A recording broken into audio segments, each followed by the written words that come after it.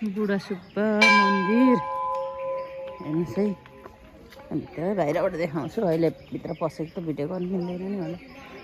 बुढा सुब्बा मन्दिर बुढा सुब्बा अनि यो माथिल्लो चाहिँ बुढा सुब्बिनी मन्दिर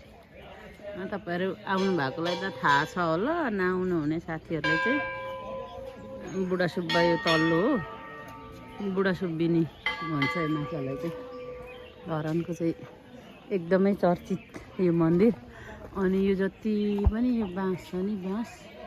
यो बाँसको चाहिँ टुप्पो छैन भन्छन् क्या ठुटे सबै बाँसहरू ठुटे यो ठुटे चाहिँ उहिले बुढा सुब्बाले धनु चाड हानेको भन्दो रहेछ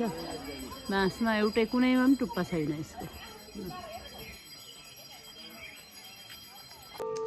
मन्दिर वरिपरि घुम्दैछु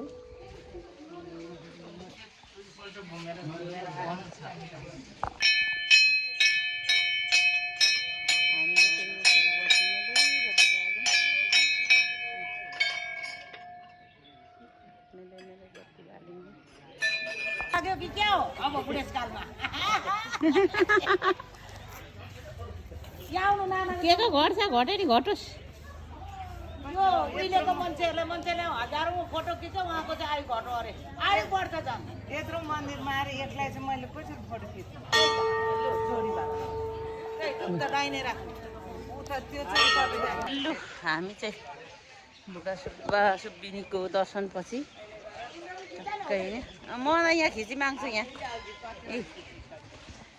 फोटो खिच्दै हिँड्यौँ टिका सिका पनि लगाएँ फुल पनि